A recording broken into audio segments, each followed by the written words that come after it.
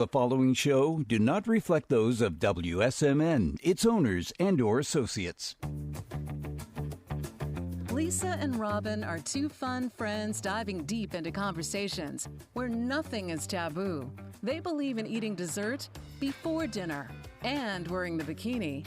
They're allergic to labels, authority, and cheap shoes. Currently, they're launching themselves through life being the good time, bold enough to take risks and inquisitively asking, what's next? They hail from New Hampshire, but they could be anywhere dressed in cute clothes. If they had to share a tombstone, it would read, "Curiosity killed these cats."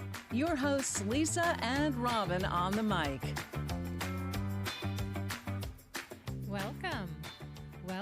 Welcome to Lisa and Robyn on the mic. You are listening on WSMN 1590 AM, 95.3 FM. You can watch, stream, and listen on WSMN.live. Robyn, good morning. Good morning. Happy Thursday. And we have an exciting guest in the studio with us at the moment. We have Patricia Klein-Millard.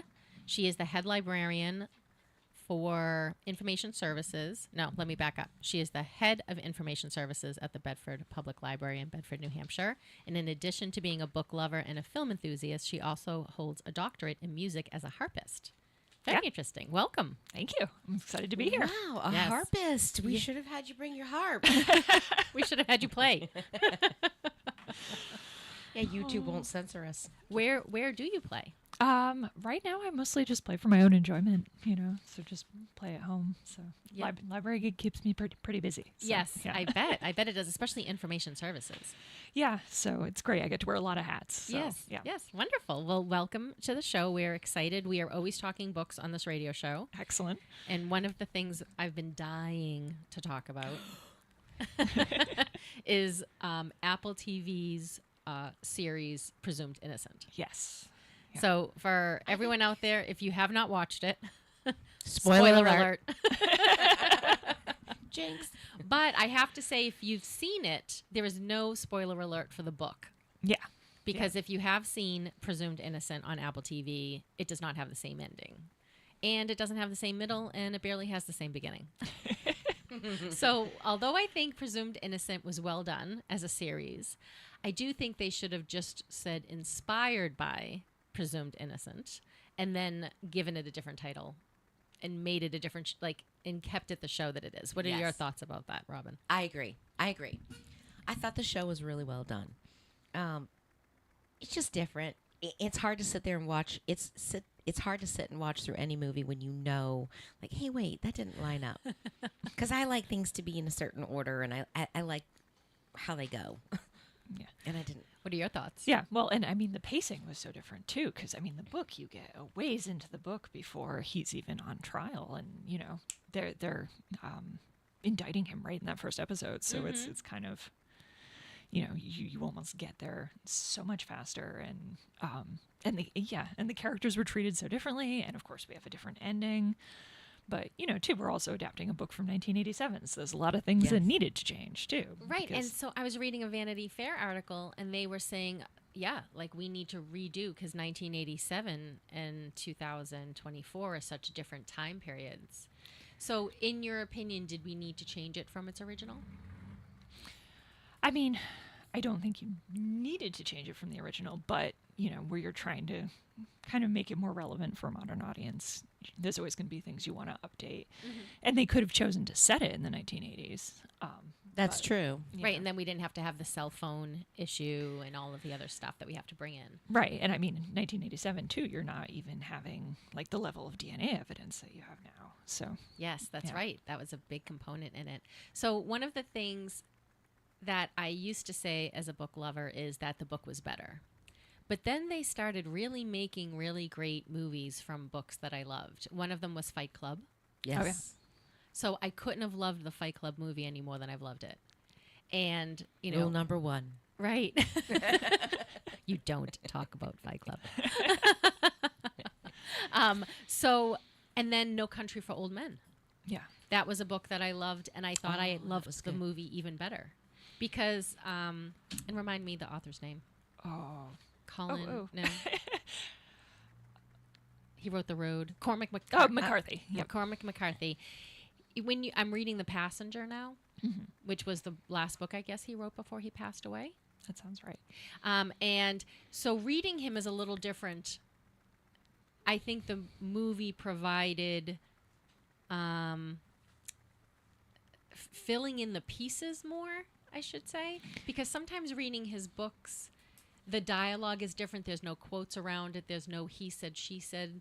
So it moves fast, and you can almost get lost in it if you're not really, like, you can't just idly read his books. You have to be paying attention when you read his books. Yeah. And almost they're not light reads because you're really having to pay attention to that, I think. Yeah, and that can be really tough too when they don't have the attributions. I read a lot of audiobooks. I listen to them in the car. And there was one, I think I was listening to an Inspector Gamache book, and I kept having to rewind because I was like, I have no idea who's talking right now. Yes. And unless they're, you know, I think they should. My favorite audiobook is Devolution by the gentleman who wrote World War Z. Yeah, Max Brooks. Max Brooks. Mel Brooks' son. Yeah. Oh, I didn't know that. Yeah, I didn't know yeah. that. Fun fact. See? No, I'll learn all kinds of yummy things. So, but what I liked about that is they literally had different voices. Oh, yeah. For different people. So you could 100% know what was going on. And in that book, in World War Z, we have the zombie apocalypse told in a slightly different way. Right. And now we have Sasquatch.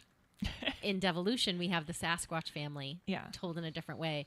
And the guy who read for the co-op community, you know, like he was like the head of the condo association for the co-op. He was such a tool. And he read it. And when he read it like a tool, I'm like, they got the perfect voice for this tool. Yes. Who's telling us, you know, like how we're all doing it wrong and how to be one with nature. And then they're all going to get demolished by the Sasquatch because they're not with nature at all. Right. With Sasquatch. The minute Sasquatch comes on, all of a sudden nature's out, you know? Yeah. Oh, But yeah. I thought that was a great, if you have never read an audiobook, let that be your first one. Yeah.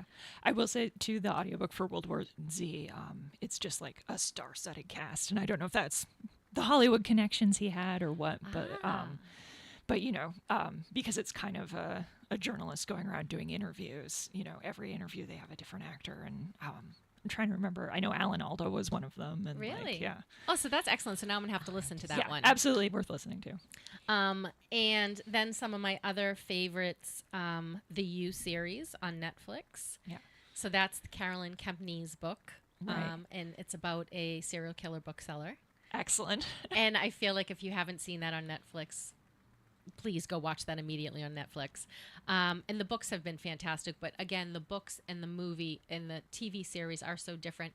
And of course, there is our imagination and the play of words is completely different than a visual medium. Right. So, of course, you're going to have differences. The part of me that felt that Presumed Innocence really took such a grave departure from the book. Okay, the ending's different because you want the people who have read the book to have some kind of surprise as well. I get that. Right. But it was almost like out of a left field. Yeah. So watching the show, I kept thinking Tommy was going to be it. Like, I know it. Tommy. I did too. I was, okay, they're going to make a Tommy instead. So at the total end, so how do you feel about the way that the book ended versus the way the movie ended? So to me, spoiler alert for the book. If you haven't read this, I apologize. Turn this off for the next 5 minutes or silence this for 5 minutes because I'm going to have a spoiler here. But you should read the book. So when I read the book in the 1980s, I was still a teenager and I was first coming into my love of adult books. And so this book had everything. It had sex, it had murder, it had drama. You know, for a young kid, that was like fantastic. Yes, you're like, ooh, I'm doing something X-rated. Yes, like, oh, I'm going to read about something I'm not supposed to be reading about. Naughty. Anyways, what was so great about it was that there was just enough doubt in the main character that you believed he did it. But there was not so much doubt that you weren't on his side in the next chapter. So to me, chapter to chapter, I was like, I can't believe he did it, you know? And then the next chapter, you're like, but he didn't do it. Like, and you're rooting for him and you're not rooting for him. Right. And it's this oscillating gyration back and forth, and then you're infuriated at the wife in Presumed Innocence because she's just standing by his side when you're like, leave him. It doesn't even matter if he murdered her. You know, he's trashed your marriage. You know, it's this, but you, and then you're thinking, well, she's a better person than me. No, I'm not this person, right? And See, then I didn't feel like that. Oh, you I didn't? I mean, I didn't feel like it. And it also, perception is always through our, we always have a different lens. I feel like she was trying to, in the show, I feel like she was trying to give him grace, and she was struggling. And he was just really quiet. And I was like, why can't you communicate? Why can't you communicate? Why can't you? well, in the show, he's saying he still loves her. Yes. So I guess some of the silence is, what are you telling your current wife that you loved this other woman? Which Well, is but- infuriating. Why are you staying with him? You don't love me. All right. Because whether she believes in, so I felt like she was trying. I felt like she wanted to hold their family together, and she does love him. He had had an affair with this woman months before. He promised he wasn't going to have it. It was kind of like, what do you do now? I don't know. I felt she was reserved and she was struggling to stay. And I saw that through it. And I kept seeing him, like you and I talked about it. He had an affair with her, and so he does love her. That would be a hard pill to swallow for the wife. But I could also see, like, The she entire just trial, he's saying he still loves her. died That's the part violently. where, yeah, Yes. I'm like, Right. you're out. In the book, I don't think they had that distinction where the affair was called off in the book. Right, yeah, he hadn't gone back to her. And he hadn't gone back to her. But you're still, imagining a wife who has to witness this and be by her husband's side while he's being accused of murdering her. But in the book, again, spoiler alert, you see the murder weapon in his basement. He like picks up the hammer with the hair stuck to it. And you're like, he did do it. And then the wife walks down the stairs and then he looks at her and you're like, oh, she did it. Now you know why she was standing by his side. Yes. You almost understand that Yes. punishment the wife was doing because she did murder. Yes. She Right. murdered his lover, and he has to sit there and take it like he did it because he's not going to turn her in because he feels like it's his fault. So there's that whole dynamic that's going on in the book. But he did turn to her in the movie, and it was like, he said, you did it. You did this, and she's backing up. So where do you think he was going to go with that after he was, is he going to stay?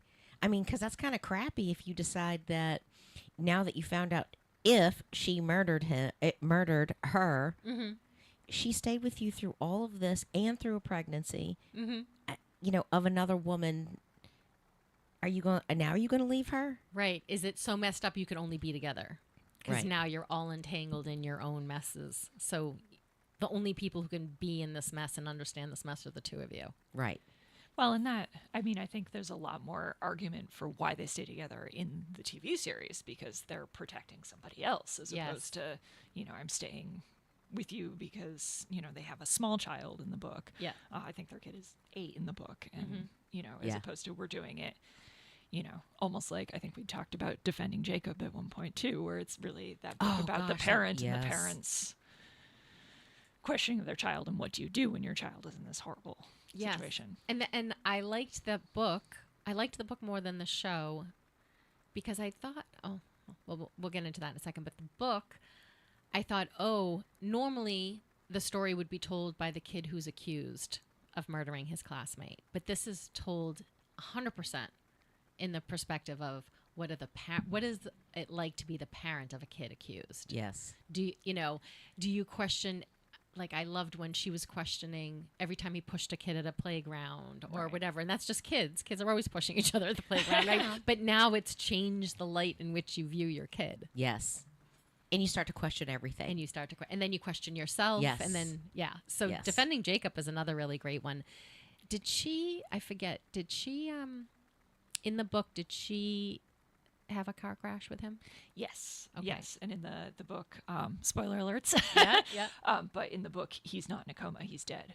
Okay. So She does actually kill him. she does actually kill him in the book. Yeah, interesting. Wow. So I liked Big Little Lies as a series. I didn't see that one. You have to see that one.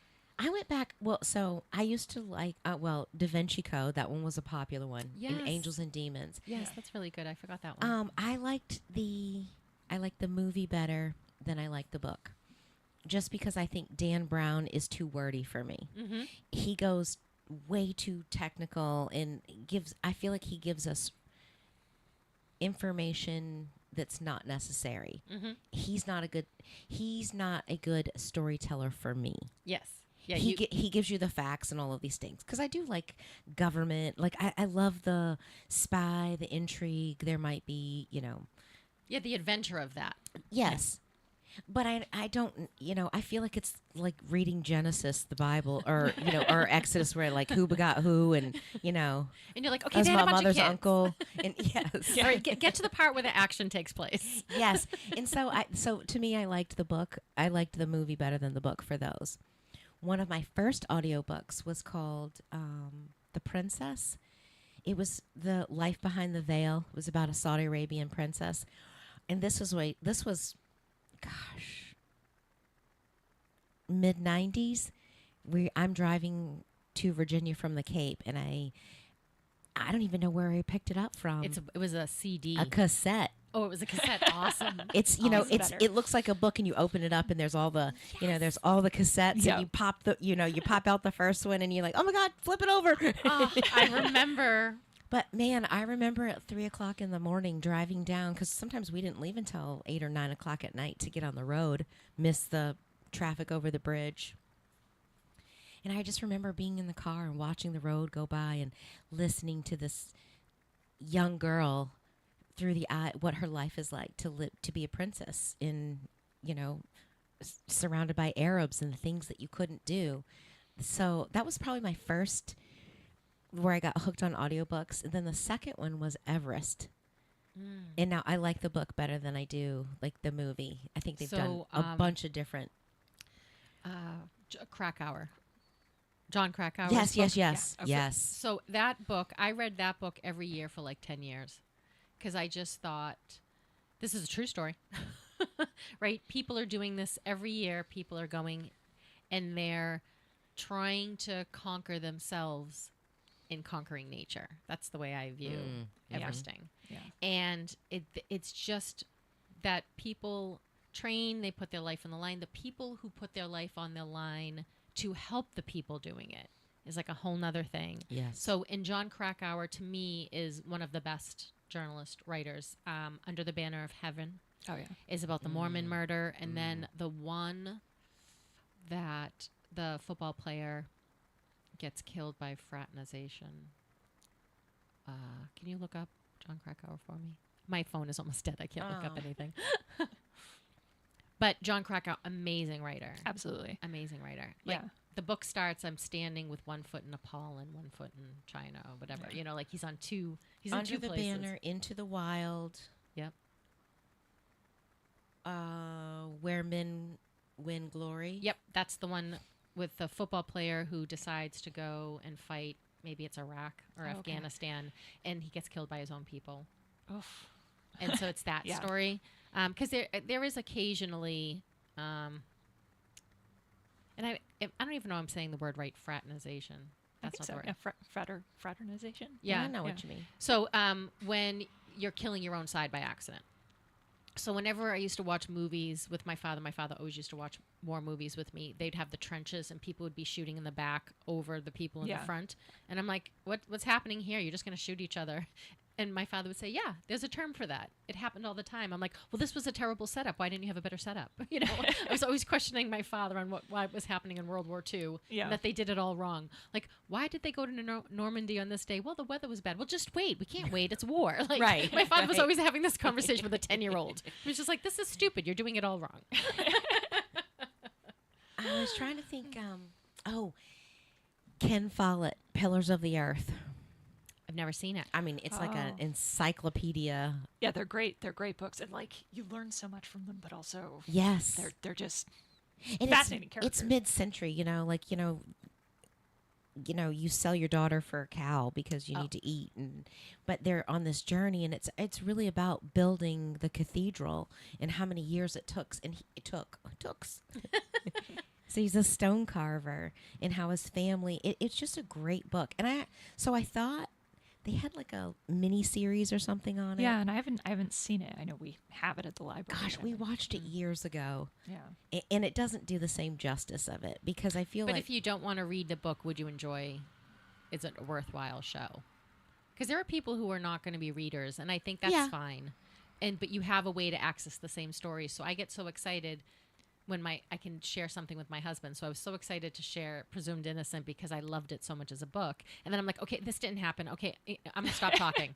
This is a whole different thing. I have no idea what's going on. The Good Earth. So I read The Good Earth when I was 12. Yes. And The Good Earth is a book, if you've never read it, about a young girl in China who the story starts with her being sold for ox, and then this is her life. And I used to come out to my mother every time I get, 5 minutes into the book. They're selling the girl, because I'm a 12-year-old girl. Right. And she's like, keep reading, because what I was reading was Flowers in the Attic. And she was like, okay, you're going to read some books that I say you're going to read because enough of that. Flowers in the Attic. Incest upstairs, like enough of that. Poison and incest. Yeah. So she made me read The Confederacy of Dunces was one I read. The Good Earth. And some of them I don't remember because I was just like, okay, that doesn't speak to me. But the young woman's plight in other countries, and what they have to go through. And it made me forever afraid of crickets after that. Because of the locusts that eat. The locusts come and just wipe them out so they're starving. And I'm like, oh my God, I didn't know crickets could turn into swarms of locusts and eat everything. So even now to this day, I see a locust in my yard. I'm like, oh no. Which have you read? Have you read Lady Tan's Circle of Women yet? No. Oh, Lisa C. Fabulous author. And Okay. I gotta write that down. What is it again? Lady Tan's Circle of Women. I think it came out this spring, and it's about it's based on a real person who was a midwife and a physician in the 15th century, I think, in China.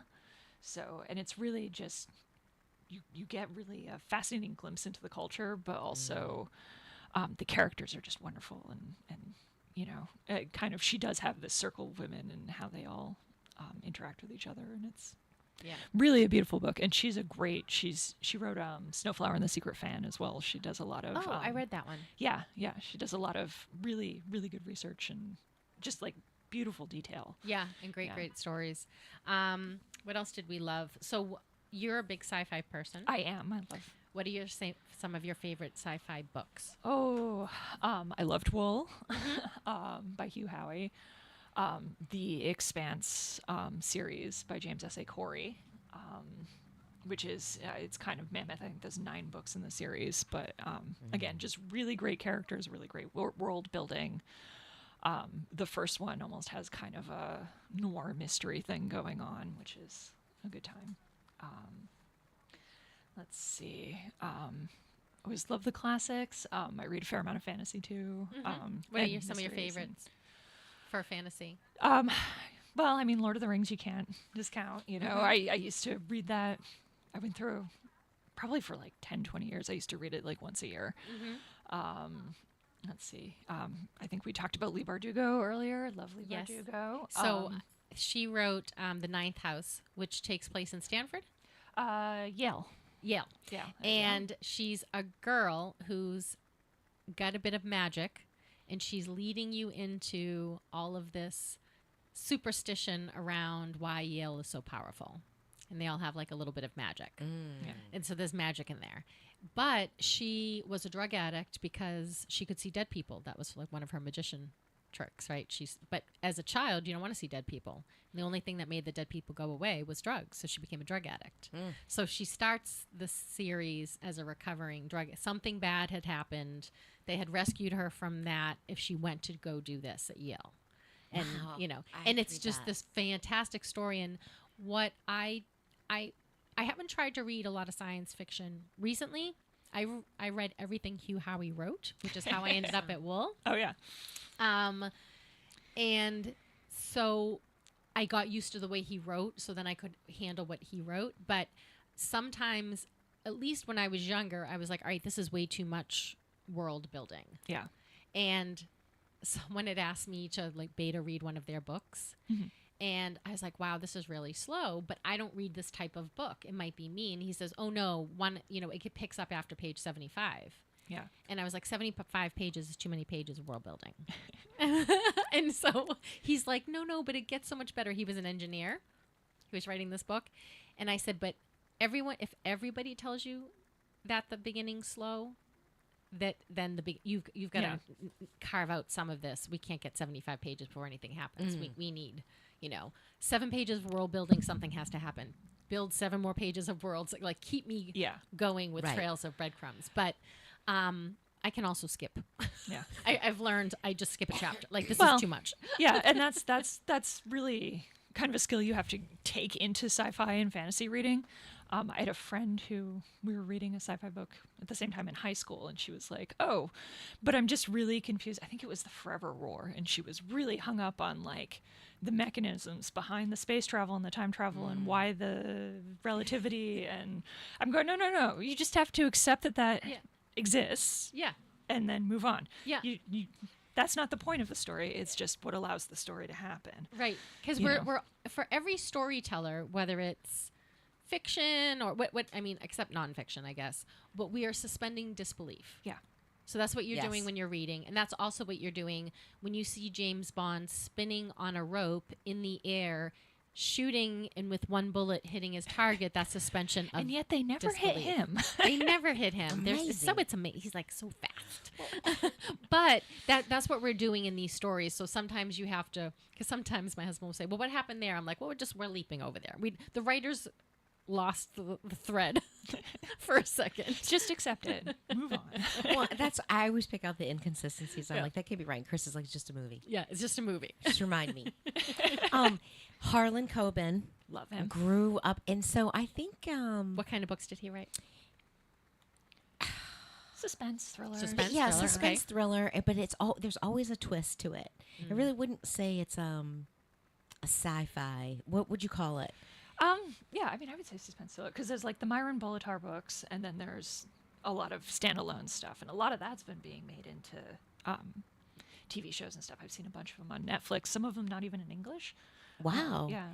It's some things that you just can't be explained. Like there's like phenomena. Yes. Ooh. So things like that happen. Well, Stephen King is kind of along that. I feel like I enjoyed them for entertainment purposes, but there was always like a dark. Yes. With Stephen King, there's always like a dark negative. And so I just was like, oh, okay, I like it, and watched it. And so I remember when I read Misery for the first time. And Misery is a great movie, actually. If you've never read the book, Misery is the movie is a fantastic tribute to the book. But it's about writer who finishes his story. He's got the series and he's driving it to his publisher because it's 1980, and he slides off the road in a snowstorm, and he is picked up and nursed to health by his number one fan. And I remember feeling like that book was an honest book from Stephen King. All the other books were made up. Yeah. But that is some horrible nightmare he had that he woke up in a sweat. Yeah. And wrote that book from a very honest place. Because one of the things that I think I love so much about books is the universal and the specific. Right. You know, how it connects with somebody like the Good Earth. I've never been sold into slavery. I've never had to work, but connecting with someone and hearing their story makes me appreciate my story so much more. Right. Yeah, and maybe you haven't had these specific experiences, but you know what it feels like to have been a 12-year-old girl. Yes, sold into, and that this is the only option she has, right? There's no other options because this is what everyone does over there. So I think reading opens your eyes to a world outside of yours, and you can live a million lives, and you can also live in your imagination. Yeah. I think reading versus watching it, it gives you the ability to feel a more open pathway for empathy and compassion. Because I think about going back to Everest, I remember sitting there thinking, the words, I love adjectives and I love words. seeing a blizzard and a snowstorm and then fighting the conditions. Like, you're watching it, but you don't feel the cold. You don't feel the icy pinpricks hitting your face in the, the ice on your mustache. They can replicate it. But when they're talking about it in the book, you feel it, you experience it. That's why I think that books are always better. Like, they do tell great stories. And I do think that audiobooks have come a long way. And I feel bad when people say, oh, I didn't read it, I listened to it. You did. You got the same story we did. Yeah. You read it. Yes. You just consumed it instead of with your eyes, with your ears. Yes. And some people do learn better through audio versus visual. Oh, yeah. So there are people who would be bored to tears if they read a book, but if they could listen to a book, they'd love it. So I love that there are so many different ways to consume these stories. But I do get upset with Hollywood and the Avengers series. Because I know everybody loves those movies. Yeah. But, like, can we tell another story? Go to the bookstore. Go to the library, pick up some books. You can write there's a million stories to tell. Well, but that's kind of, too. I mean, I think part of the reason we're seeing so many novels getting adapted into TV shows, is kind of the same way, too. They keep remaking old movies and TV shows, is for that built-in audience. Yeah, so true. You don't have to do the work because everyone knows what they're getting out of an Avengers movie, or or they think they know what they're getting when they watch Presumed Innocent, or they think they know the story and they like the story and they're ready for it. Yeah. But Yeah. So what do you guys think about James Patterson? I grew up reading James Patterson, but he did a young adult series that my kids liked. so Alex, No, Maximum Overdrive. Maximum Overdrive. Yeah. That was good because they were these kids. I forgot actually how they were taken or how the kids were. They grew up in a lab and they had wings. And so there was this, but some of them were like some bad kids and they were fighting. I can't even remember all the mission of it, but my kids, we used to listen to those audiobooks. Maze Runner was a good one too for kids. So I've read... Or young adults. I've read James Patterson. He is now writing true crime. He's writing everything. He's writing everything. He comes out with a book, I'd say, every 2 or 3 weeks. And when I say he's writing everything, and he does credit his co-authors, I think he usually kind of outlines the plot and then Someone else takes Someone over. else takes over. Oh, it's almost like a advanced fan fiction. Yeah. That's actually really cool. Yeah. Because he probably has a million ideas and just doesn't have the time to write them all. And he's probably feeling at his age that he needs to get them out. Yeah. Put them all in note cards and we'll just come in and... Isn't he that? That's amazing. Wasn't he Alex Cross? He was the detective for Alex. Yes. Wasn't he the author for that? We used to love those series, but then after a while, it's like the same old story. Nana Mama's still sitting on the porch, and she's not happy. And and there are people who like the comfort of that. yes, but I felt like it was just the same. And they did make movies. I think Along Came the Spider was one. That was a decent movie. Yeah, and I thought those translated from book to movie. Well, Yeah. I also thought Bridges of Madison County was well done. I've never seen the movie and I've never read it. Isn't that I interesting? read it years ago. I have to admit, I haven't seen or watched either. It was okay. So it's funny because for a long time I couldn't watch weepy things. Like I'm trying to think of Like a Nicholas Sparks or yes, The yeah. Notebook. Oh yeah, Yes. The Notebook. And then I did watch The Notebook. I never read it, but I watched it. I cried for 2 hours. I'm like, how is this a good time? Give me, That was Marley and Me. yeah. I was like, I don't want to do that. I Yeah. can't. No, I have to stay away from the ones with the pets. Yes. Yep, You me know too. how it's going to end. Yes. Yes, I was like, no, that's not good. Yeah, I agree. So I did not. It was funny because as a young one, so everyone knows how old I am, and we went from The Remote or the Brave. There was a series called Choose Your Own Adventure. Loved this. Do you still have those at the library? I think they have some in the children's room. I actually have a zombie Choose Your Own Adventure in our sci-fi section. Do you? For adults, yeah. There's an adult version? Oh, I'm coming to Yeah, I get think it. the author is, last name is Brailer, I think. Yeah. Okay, so Choose Your Own Adventure series, it starts out with you're going to City Hall. You walk through the City Hall building. There's nobody there. You can go to the left and go down the stairs. You can go to the right and go up the stairs. Which way do you choose? If you choose left, you go to page 56. If you choose right, you go to page right. And you create so you could read the same book and never read the same book That's cool. over yeah. and over again because it Yeah. always has a different ending. Yeah, I was a terrible cheater at those. I'd be like, oh, no, I didn't mean that. Yeah.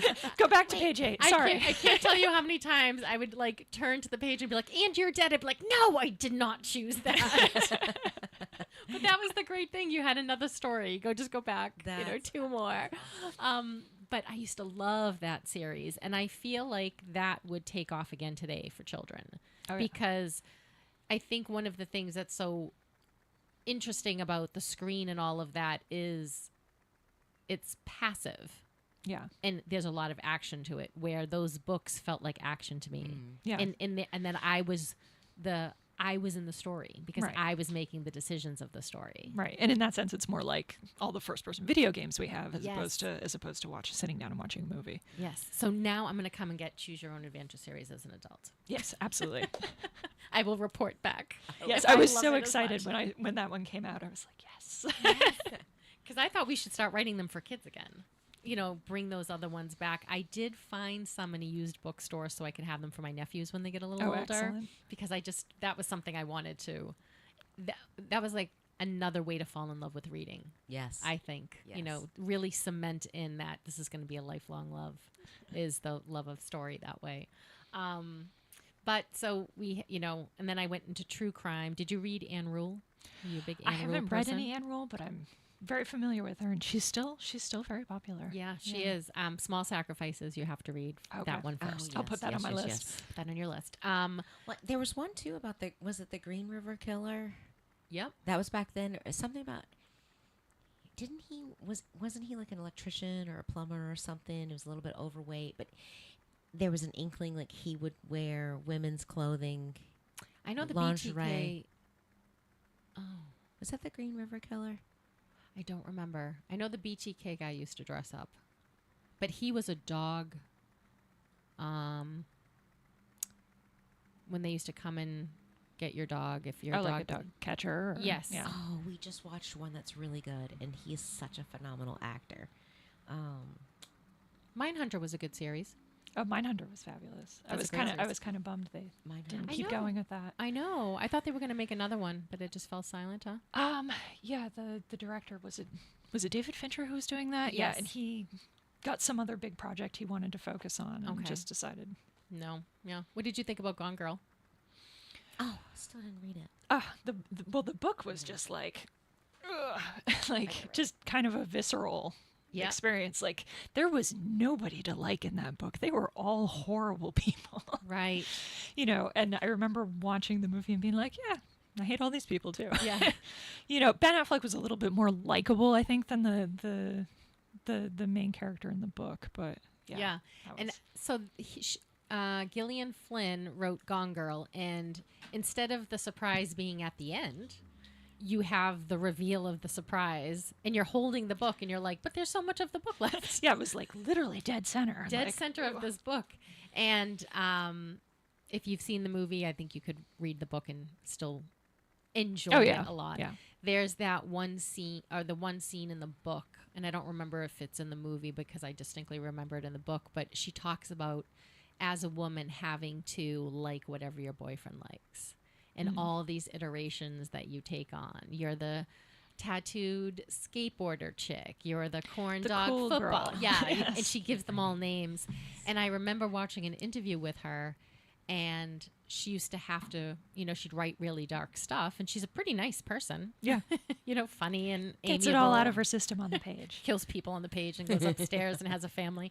But she was saying when she wrote that scene, she came up to her husband and she was like, "You're home," and he's like, "Oh, you've been writing today," because she really viscerally felt that as she wrote it. And I remember reading that and just being like, I want to highlight this whole section and just remember it forever, because it captured a feeling of being a young girl who's trying to find a mate, but wanting to hold on to herself, but having to lose herself because, all these other girls are doing that. And so you're being one of them too. Well, and that character who then takes it to the nth degree of, that she's really leading this very double life. Yes. That nothing Go is all as in. it seems. Yeah. So Yeah. that's a great book. It's a great movie too. So if you're someone who's like, I'm never going to read these books, watch the movies. You're getting at least decent storytelling, and it's not the Avengers all over again.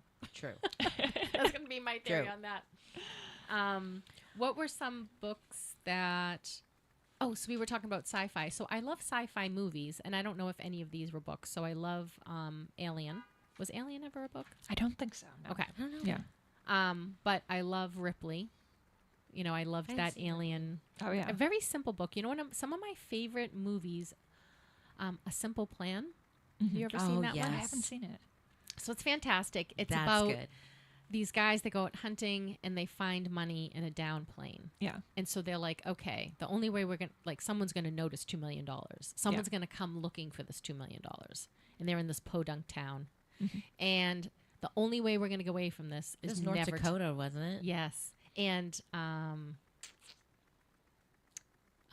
the girl, I hate having an advanced maternal brain because I can see her face. I can't recall her name as the actress in it.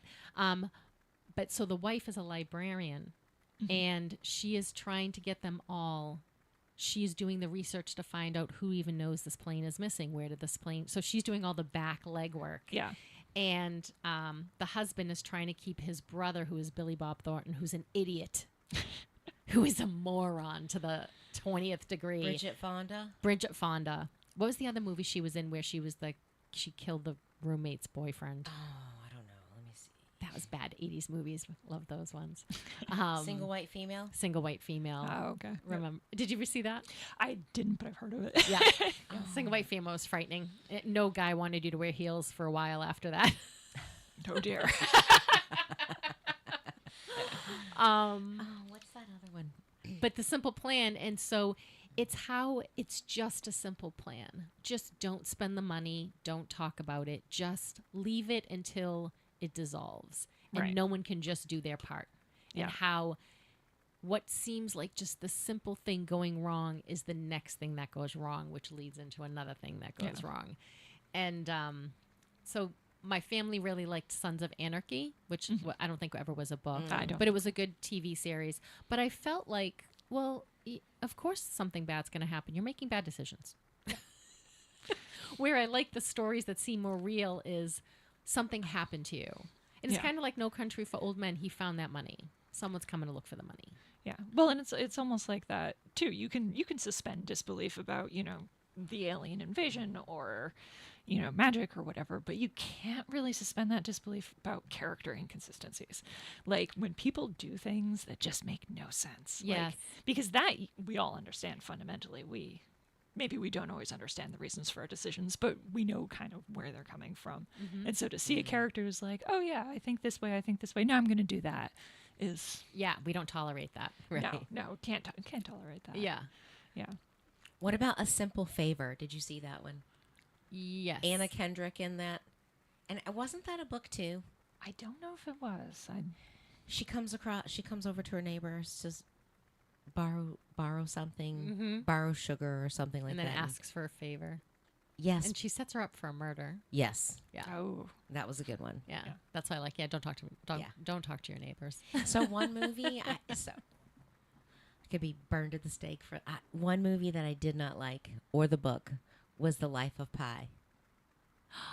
Oh. I didn't see the movie. I didn't saw see the movie either, but I loved the book. So I loved the book too. And I will tell you that was the book that I walked by and saw a boy in a boat with a tiger. It was the cartoon drawing of it when the book on originally the book came out. cover. Yeah. And I walked by and I was like, that's ridiculous. And I would pick it up and put it down, pick it up and put it down. And then I was at a pool and someone finished it and they're like, hey, do you want to read this? And I was like, yes. Yes. And I fell in love with it. So maybe reading it, because we watched it and I picked it up and I put it down and I was like, nah. Now so maybe it's where you are emotionally when you read a book. But I couldn't do it just was like sad and depressing. And Chris was like, oh my God, this is such a beautiful story. And I was like, what? I can't do it. I did. I loved that story. And then and the end of it is someone saying, did you make this whole story up? or is this really a story? Yeah. You know, and then for the whole thing, I was like, no, it's a real story. You know, Well, and it's kind of like, they get where they're going and the tiger just runs away. And so he never has proof. Yeah. right? And then someone else, so that's a good. So I think that's worth reading again, giving it a try. I will give it a try. Definitely give it a try. What about the girl with the dragon tattoo? I liked the book and I liked the movies. I like that too. So did you watch because there was the American version and then there was also a, Ooh. I think I watched there was the American. there was a film before that. They did a movie version. And I'm trying to think, was the original language, was it Swedish? Yes. Yeah. So there's a Swedish film too. Oh. So I didn't watch it with subtitles. I didn't. No, my son and I, we just watched a movie with subtitles, and it was like they're on a boat.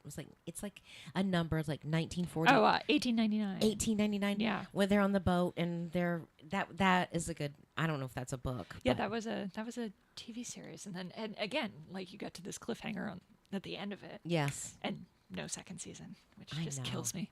Yes. So, and I feel like that's acceptable in the book world, because we don't expect Hollywood endings from books unless you're reading a romance and you want them to get together, or Right. there's certain genres that you're expecting something.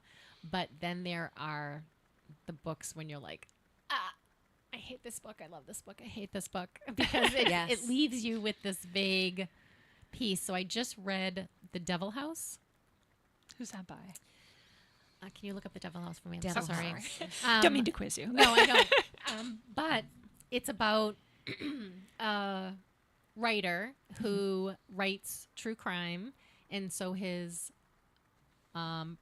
editor says, oh, look at this interesting story. It's in your hometown about this murder. Why don't you go into the house and write about the murder? Mm-hmm. And then, oh my God, the ending. I'm like, did you just make this whole book up? John Darnell. Okay. Darnelli. Okay.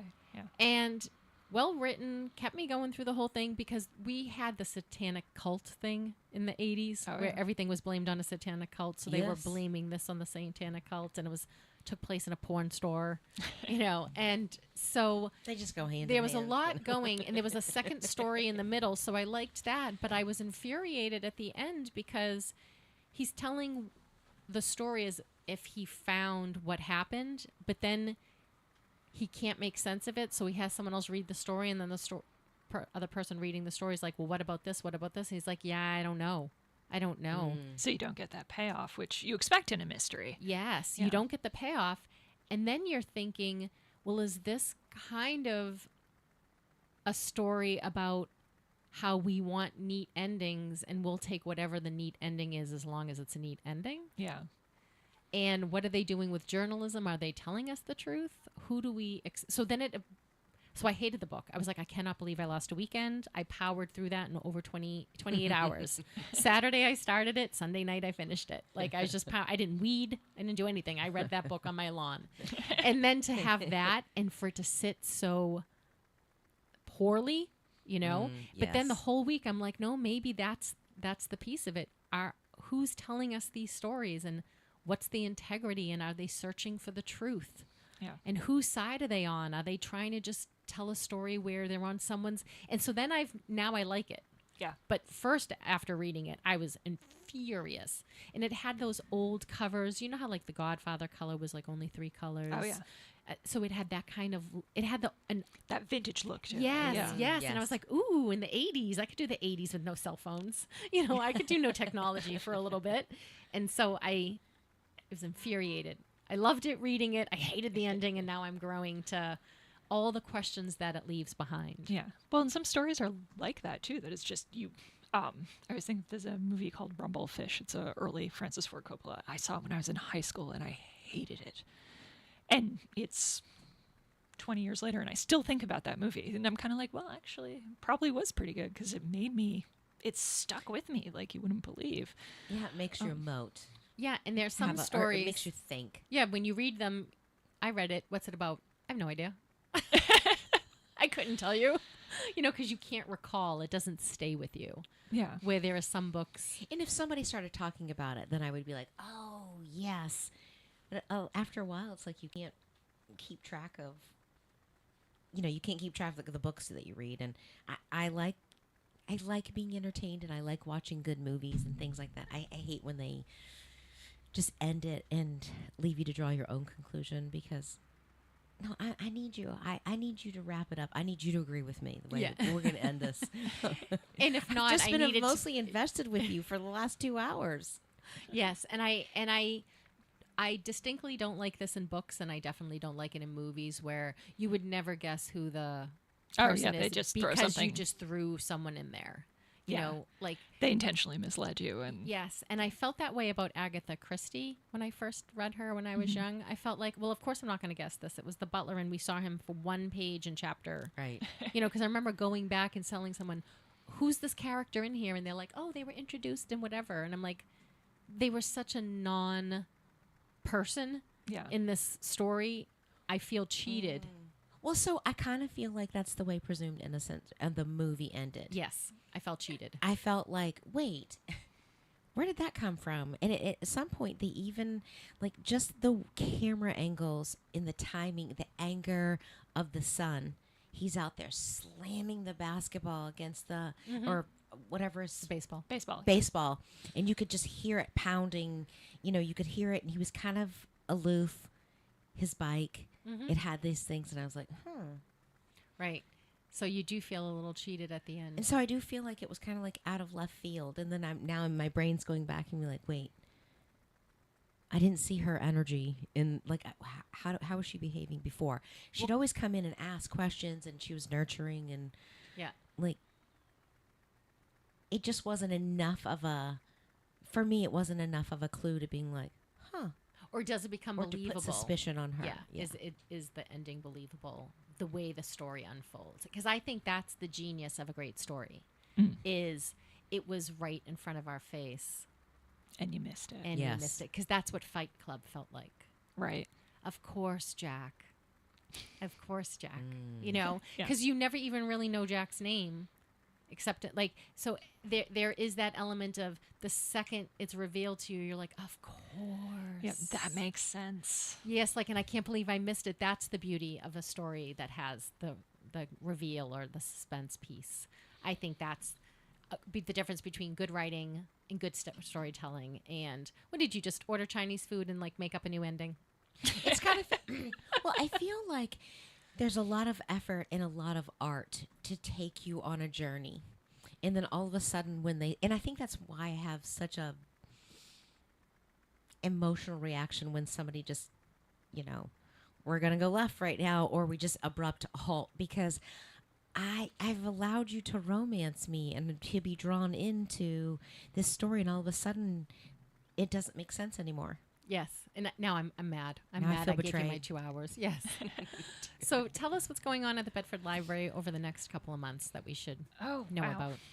Well, we've got a ton going on. Let's see. We have a Perspectives book group coming up where they're going to be reading Peyton Place with a speaker from the New Hampshire Humanities.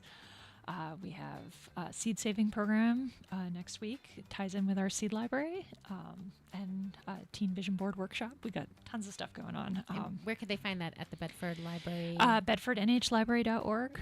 Just go to our calendar and it's all there. And follow them on social media as well. So I want to thank you, Patricia, for participating with our book to Thank TV. you so much for having me. It was a lot of fun. Yeah, we'll do this again. Absolutely. Stay tuned for the second of hours of Lisa and Robyn on the mic.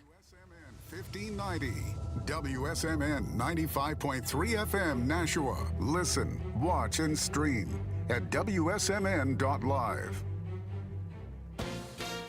ABC News. I'm Derek Dennis. A presidential candidates debate is apparently in the works. Former President Trump has a news conference planned from Mar-a-Lago this afternoon. He's indicated a debate will be announced soon between Democrat Kamala Harris and him. Meantime, President Biden making headlines in a CBS interview for saying he's not confident of a peaceful transfer of power if Trump is elected. This is not helpful to the Harris campaign. They've tried to hit a positive note. You hear Governor Walz talking about return joy back to politics. And here you have the President of the United States warning that if she wins, we may not have peace in the country. And I was also surprised, he's the president, and he can say, look, we will have a successful election, and that's what we need in this. ABC's Jonathan Carl. Tropical storm Debbie moving north as it swirls over North Carolina and Virginia. The storm dropping heavy rain and flooding and spawning tornadoes. Forecasters say the effects of Debbie could linger in the Northeast through the weekend. This is ABC News. Families of 10 people murdered in 2018 at a high school near Houston are hearing testimony in a civil trial naming the suspects' parents as defendants. Attorneys for the plaintiffs presented a questionnaire which had been filled out by Demetrius Pagortzis, who was 17 at the time of the Santa Fe high school shooting. Asked whether he had been diagnosed with a mental illness, Pagortzis answered, "No one's ever bothered to see if I had one." The questionnaire asked what stereotype fits him. Pagortzis answered, school shooter. ABC's Jim Ryan. Climate experts say last month ended a streak of record-setting temperatures. An easing of the El Nino weather pattern cooled temperatures slightly, according to researchers at the European Climate Agency. More from atmospheric scientist Julian Nicholas. So July, it was marks the end of a streak of 13 consecutive months with global monthly record. Nicholas says cooler temperatures are no reason to get complacent about the consequences of human-caused climate change. I'm Derek Dennis, ABC News. Life hack number 7. Get an iPhone 12 on Straight Talk. Life hack. Here's how it works. You walk into Walmart, go to the electronics section, ask for iPhone 12 with 5G and a dual camera system, and select the new Silver Unlimited plan. They'll smile because it's a good plan. You get real unlimited data, all for just $20 a month for the whole first year. Get it at Walmart or StraightTalk.com. Straight Talk. Less dollars, more sense. Taxes and fees apply. Requires activation of iPhone 12 and a new Silver Unlimited plan or higher end auto pay enrollment. $25 a month service credit applied for up to 12 months if eligibility requirements are met. For network management practices, visit StraightTalk.com. Feeling congested? At Navage, we know life is better when you can breathe freely. Congestion shouldn't ruin your summer. That's why people just like you turn to Navage, a revolutionary and easy way to help clear nasal passages. Using gentle suction, Navage removes allergens, dust, and mucus in just 30 seconds. It's fast, gentle, and incredibly effective. Try Navage and get on your way to a better day. Get Navage at Walmart, Walgreens, Sam's Club, CVS, Rite Aid, Target, or online at Navage.com. Navage. Breathe better, fast. I am Elena Dries, nurse practitioner at Altrix Primary Care, located right here in Nashua, New Hampshire at 57 Northeastern Boulevard. At Altrix Primary Care, we are dedicated expert nurse practitioners who provide high-quality, comprehensive primary care services for people of all ages, from newborns to older adults. Our nursing model of care is distinctive because it's unhurried, high-personalized, easily accessible healthcare for you and your family. Visit us online at altrixpc.com/Nashua or give us a call at 603-821-4009. That is 603-821-4009. Altrix Primary Care, changing the future of primary care for you and your family. Have you tried to quit drinking before, and much to your surprise and dismay, you couldn't? Have you tried therapy, meetings, and treatment programs, but still can't seem to stay stopped? Or maybe you live in fear that you'll lose your job, your home, or your family, and much more if you don't get this figured out, and soon. Well, there is hope. My name is Bill Nielsen, and I'm the founder of Nascent 24 Recovery and Life Coaching. And I struggled for over a decade. Yup, 10 years, trying to get it right. I lost jobs, 5 6-figure jobs in fact, homes, friends, relationships. I thought I'd never get off the merry-go-round or the roller coaster, but I did, and I've developed a proven proprietary process that works. Why does it work? Because it addresses the root cause and not the symptoms. No more Band-Aids on bullet wounds. It's a 12-week journey that will transform your entire life, not just the drinking thing. I work one-on-one with every single client, and your privacy and anonymity are paramount. The great part is that you don't have to leave your home, your job, or your family. Text me the word recovery to 203-241-1266. That's 203-241-1266. Or visit my website, nascent24.com, NASCENT24.com. There is a solution. Take the first step. You won't regret it. Hi Nashua, I'm Perry Cataldo from Choice Benefit Services, your local insurance agent that has dedicated himself to all the Medicare plans in New Hampshire. Whether you're just turning 65, new to Medicare, or already have a plan, I'll explain all your Medicare options and extra benefits that you hear so much about. I ensure you're getting all you're entitled to and all that you deserve. Nashua, don't get fooled again this year. Call Perry Cataldo at 603-461-5550. That's 603-461-5550.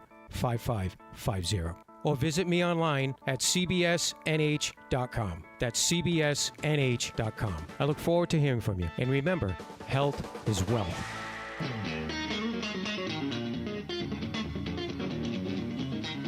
Hi, my name is Cody, and I am the Assistant Director of the Nashua Community Music School. I wanted to give you a heads up about our biggest concert event of the year, Play It Forward, happening on Saturday, August 24th at the Anheuser-Busch Beer Garden. We'll have students from our NCMS rock band, as well as special guest performers with our house band, culminating with an epic concert with local rock and roll legends Aces and Eights. Don't miss out on our back-to-school bash. Tickets and event sponsorships can be purchased online at nashuacms.org, or you can give us a call at 603-881-7030. We can't wait to rock out alongside all of our friends this summer.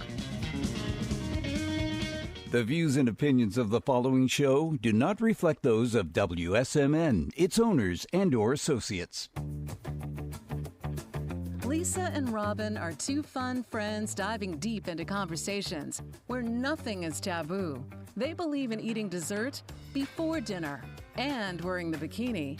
They're allergic to labels, authority, and cheap shoes. Currently, they're launching themselves through life being the good time, bold enough to take risks and inquisitively asking, what's next? They hail from New Hampshire, but they could be anywhere dressed in cute clothes.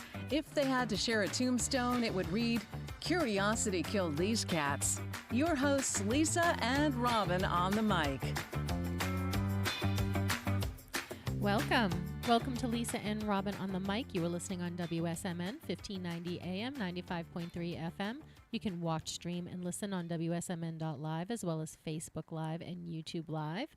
Welcoming Caitlin to our second hour on the show. And Caitlin is a Barnes and Noble bookseller, and she was a librarian for 10 years at the Kelly Library in Salem.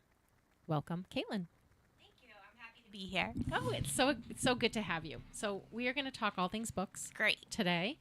And what is your favorite genre? Mom, my favorite genre is actually, I am a big history buff. I love history.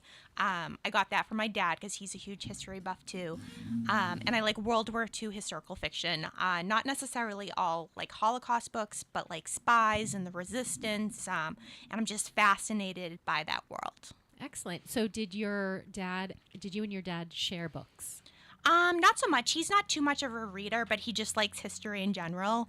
I started liking that genre because my grandmother is Jewish. Her side of the family is Jewish, and they lived in Budapest during the war. And my grandmother came to America, but the rest of the family was in Budapest during the war. So I'm just fascinated by that period. And I love to ask myself the question, and I don't even know the answer of like, what would I have done, like in that time? Like, would I have been brave enough to join the resistance, or would I have just followed, orders? It's just so interesting to ask questions like that and like read about such brave people and just amazing, stories. Yeah. I agree. So I think one of the things that I've always been fascinated with is everyone else's story, right? Everyone has some story, and it is so different from our own. And when I used to read the World War II books, I remember asking myself, would I have just followed orders? Would I have given over my neighbor? Would I have turned in my neighbor, or would I have hid my neighbor? And there are so many things that go on in the world, war being one of them that brings such horror everywhere. But if you can find the piece of it, I think there's always heroic stories in them. And I think that those are the ones that are worth reading. And I'm Elie Wiesel's Night. Yes. Tiny book. And I remember reading it and then going into my parents and saying, is this true? Like, why weren't we involved? And then I remember one of the answers was, well, we just came out of World War I. We weren't going to get into another world war. And then I thought, well, that's not an answer. Do you know what they're doing to these people? Like, that wasn't a good enough answer. But what are some of your favorite books? So some of my favorite books, and they're not all World War II. I just like historical fiction in general. I always said my favorite book was The Nightingale by Christian Hannah until I read The Woman by Christian Hannah, which is set in the Vietnam War. That one was absolutely fantastic. And again, I said for years The Nightingale was my favorite until I read that book. And it came out, almost a year ago, and it's still a solid seller at Barnes & Noble. It's still on our hot biz. It hasn't, gone into the regular, fiction filing system. It still gets asked for. It's just really popular. And another one that I just recently read, Danielle Steele. I don't usually read her stuff. Usually her stuff is more fiction-based, drama or, romance. That kind of stuff. And she actually came out with a World War II historical fiction novel called Only the Brave. And it's so unlike her. She usually does not write that type of novel. And it was fantastic. Like, it's a quick read. It's an easy read.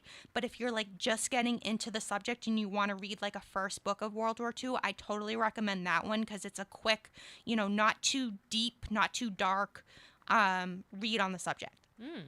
So in COVID, we decided that we needed to have a book club because we were just like, we're all going to kill ourselves and we need to lock ourselves away in our, rooms. And so on Bookstagram, we got together like 20 girls to read. And we picked The Exiles, which was by Barbara Klein. And it was a story about historical fiction for Australia and the family that is sent off in the penal code to Australia. And then, that's one of the ones where halfway through there's some dropper for a character. And you're like, I have to put the book down because I'm so angry at the author right now. I will pick that up in a few minutes, but I'm really mad that you've killed one of my favorite characters. But then the rest of the story unfolds and takes place. But that was interesting because I had never read anything about Australia in a historical fiction, because I do believe that fiction does tell us the truth. There was a book, Vincent. Oh, I'm so sorry, guys. Who was it? It's a Canadian book. So I went to Canada recently, and I went to the bookstore, and I'm like, well, I went to the bookseller and said, if I have never read any Canadian writers, what do I need to read? And he gave me 5 or 6 books. One of them was a doctor who wrote a book on COVID, but then started writing fiction. In the first page of the book, it says, I'm writing fiction because that's the only place the truth really lives. And I do feel that way about Vincent Lamb, maybe? Oh, let me see the cover of it. Well, I don't know. I'm pulling up the author. That doesn't, maybe that is familiar. I have the book at home, so I look it up. I wrote author, Canadian, Vincent. I was just taking the information you were giving me. Like, I love it. That's perfect. That's actually how I find books at Barnes & Noble. Like, if a kid comes up and be like, it had a purple cover, it had a cat, and his name was Harold. And it's like, you just literally put into Google, purple cat Harold, and it will come up. Like, that is how you find books at Barnes & Noble. Start with the basics. It's how you do anything in life. Let me just start with what I know. And I do go to the library, but I also feel like I will spend money on books. And I feel like that's the way that I support something that I believe in so wholeheartedly. So I try not to buy books on Amazon. Sometimes I do, but I try to always go into the bookstore. And my thing is I give them to the library when I'm done. Because I can afford to buy books. Or I give them to new homes. Because I promised, we have moved so many times and the books have been such a huge thing that when we moved into this house, my husband said, you're getting 1 bookcase. Because we can't just have this whole house be books. So to put in new books, I have to take out books. Yeah, I'm the same way. Like, I don't have many books at my house. Like, I own the Harry Potter series and Dewey the Library Cat just because I liked that book. But I buy books and then donate them to the library. There are certain books, too, that I get from the library because it's, I work at a bookstore, but I'm also a librarian at the same time. So I support both at the same time. They're both valuable in the same way. You can use both. You don't just have to be one or the other. Yes. It's always great to support your local bookstore, but it's always great to support your local library, too. And a great way, like you said, is buying books that you don't want to wait for at the library, like you want to read it right away, and then giving it to someone or donating it to the library, even if it's to their book sale and they can earn a couple bucks for it. Yeah. So it's just anything that you can do. Yeah.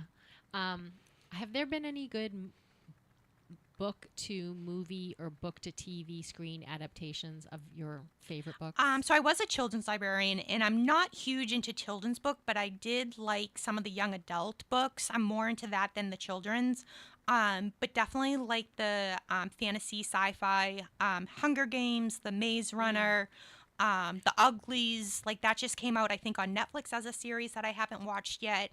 All of that is really interesting. Divergent. I could go on and on. The Divergent series was good. Yeah, I've seen the Hunger Games series. I don't think I've seen Divergent.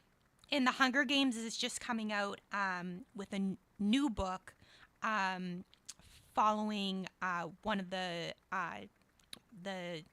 people who helped the Tribunes. I'm blanking on the name. I'll be kicking myself after because I know about it. That's all right. We do it all the time. Yeah.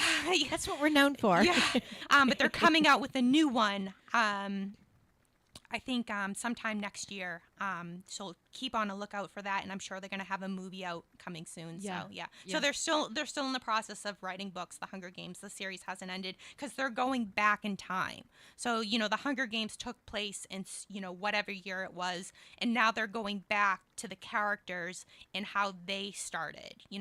But the last one that just came out was like Snow's story. Because he was the villain in the Hunger Games, so it went back to his story, and he wasn't so much of a villain. He grew. It showed his story and how he developed into a villain, and you kind of felt bad for him at certain times. Mhm. So it's going to do it to like the next character. Ah, interesting. So we were talking about that earlier in the first hour. And did you ever read Pillars of the Earth by Ken Follett? No, I haven't. All right, because that one was a movie adaptation too. But what about The Band of Brothers? Was that a book? And we just watched the movie, and that's about Sure, it's a World book. War Yeah. II. And I thought they did a good depiction of I like World War II. Yeah. We just watched, my husband and I, The Masters of the Air. It's on a certain network. Yes. Yeah, that's a book too. I haven't read the book, but we just watched the TV show. It's on a certain streaming. It's not like a movie that was in the theaters. It's like has different episodes. It's a mini series or like it limited. Was in the beginning, it was about the planes and all about the fighting on the planes, but then like some of them, have to parachute out into Europe, and it's their story. Yes. Getting captured and, all trying to get back home. Some of them make it back home. That was fantastic. I want to read the book. Actually, at Barnes & Noble, we have two tables, one nonfiction and one fiction of book to screen, films, like read it before you see it kind of thing. And we're constantly updating. Like there's so many options to put on that table. Like once we run out of something, it's so easy to put something else on there. Because I feel like that's the new trend lately. Like whatever you read, like people are turning books into movies. Like that's the new trend. Yeah. And we're happy about it because, like she's talking about the Avengers are just being played over and over again in a million different stories. Yeah, like how many times can you make we're all Spider-Man? having the same. We are having the same stories over and over again. It's just And there's so many great This stories. one's sci-fi. This one's war. This one's future. This one's city. Did you read The Code Girls? That does sound familiar. Yeah. By Liza Mundy, Mhm. and it is the untold story of the American women code breakers for World War II. Yeah, I think I read that one. Yeah. Yeah. I've read so many, like I have to go out back on my Goodreads. Thank God for Goodreads. Because like someone's like, did you read this book? You're like, let me check. Yes. They just, you don't remember the titles. Like sometimes you'll start reading a couple pages of your book and you're like, shoot, I think I've already read this. And I do believe that, so you must read a lot. I read a lot more when I was a librarian because it was a little bit more low key at that job. So I definitely read more. I try to read at least a book a week, if not every other week now at Barnes & Noble. Barnes & Noble is really busy, very fast paced. The hours are a little bit more different than a library. So I haven't been reading as much as the library, but definitely still a book a week, every other week if I can. So I joke that if I worked at the bookstore, that I would not have any money. Yeah, because that's what all everyone of my says. money would just go to my books. Well, we do get a pretty like gnarly discount at Barnes and Noble. So if you work there, you'll get a good discount. Oh, good. Nice. Yeah, because I was thinking at one point, I was like, maybe I should get a second job here. Just like support the habit. Yeah. The way people who do drugs become drug dealers. It's the same thing. I don't like working at the cash register because people will come up with books and like they're going in their purse for their credit card and I'm like skimming through the book and I'm like, it's just a bad habit. Do I want to read this one? I might like this one. Unbroken Yes, that's a great one. That's a that movie one too. was Yep. really good. Let's talk about like endurance and suffering, and I think that's Japan too. Yes. I think that was. Yep. They don't show a lot about Japan, and it's interesting when my kids. I have twins. When they turned 14, we were over in Germany, and we went to Dachau. Wow. So they turned 15 at Dachau. Oh, that's But it was pretty cool to listen to the lady, our guide. We did a private tour, and the lady talks about how in our mind we have the interpretation of what war was really like and what concentration camps were really like. And she had just showed us how some of the cabins where it originally started. So Dachau was really meant for the prisoners of like diplomats, like high-powered people, and how it became more and more. So there were more men there than there were women, and they had rules in place. Like she said, they had rules in place that the guards could not beat a prisoner more than 10 times. You could not whip. But what they would do is, you'd get to 9, and you're like, what? You disobeyed, you flinched, so they'd start all over again hundreds of times. So, but they also she was telling us about how for women, they use more psychological abuse and wearing down versus for men, it was physical. Just incredible. And she was telling us about how that they would do the cremations like on certain times, or they would do shooting. They would shoot prisoners when the church bells would ring, so it would the town. But she's also talking about how the smokestacks and how the whole city is covered, and and what I really think is cool is there were some survivors there, and the survivors decided like the growth of Dachau. Like there's some people that wanted to take the barbed wire fence down, and they wanted to have security guards there, and they wanted to have it patrolled. And the prisoners are the ones to say, no, I don't want it to be no guards. They don't want any guards there. So I feel like they kind of worked with people, and there was a tremendous amount of respect for the prisoners and the survivors. It was just so well done, and it's so hard to believe, like, even those are true, even these war books, they're true, but we watch them as fiction. We watch all these books with an element of like, we have no idea how to fathom that kind of endurance, that kind of suffering. So it's still just being there and seeing it is just so different. So different. Right. Yeah, and I think I think it was Jordan Peterson who said you have to know that if you don't understand, how could that be done? You really haven't looked in yourself enough to know that we are all capable of all things. Yes. It's what you're choosing to do. Yes. Right, in the scenario. And when you said you asked that question, I asked that question of myself. And sometimes I ask myself, am I doing enough now about the things that I disagree with?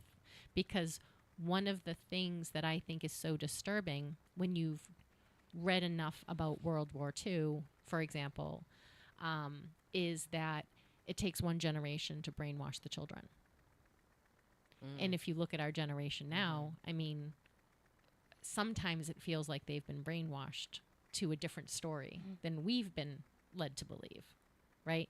And so then I think, well, almost this is the same exact playbook as World War II. You can get a whole generation of people to believe something totally different about history, right? And we're living through history. We think of history as something that's been in the past, but we are the history of tomorrow. And so I think being a reader allows you to learn so much more, read other people's story, to be compassionate, and to ask yourself those questions, which because of those books, I question myself now. Am I doing enough now? Part of coming on the show is I don't want to be another political show. I don't want to be putting out more negativity in the world and more fear in the world. So we always try to have a light conversation about what's going on. But sometimes I wonder, is that the right thing to do? And I do think it is. Yeah. For this moment, I do think it is. Well, I like when I read books, too, it's all about balance. Like sometimes it's nice to read a lighter book and then, delve into just something a little bit darker or deeper. It's nice to have a balance, like you don't want to dive into World War II and just live in it. You want to embrace other books too. So I don't like to say like I just read one genre and that's it. Sometimes you need to break it up. So you should have been around telling me that when I was reading true crime and all of the serial you killers have for to like break 4 that years. up, or else you get paranoid. That's all. But we grew up on that. And I was thinking about it. Like we're 12, 13, 14. But at the same time, this was happening in our world. In our world. And I didn't even realize that. When you're a kid, you don't realize like, oh my gosh, that just happened like 3 years ago. That just happened 5 years ago. It was just, and I think that my mom was picking those up and reading all of these things. And so we were just passing it along. And I remember Helter Skelter and like couldn't put the book down. You're like, I can't believe this is real. Yeah. Have you read Chaos?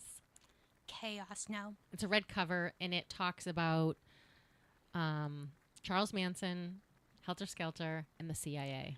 Well, that's something.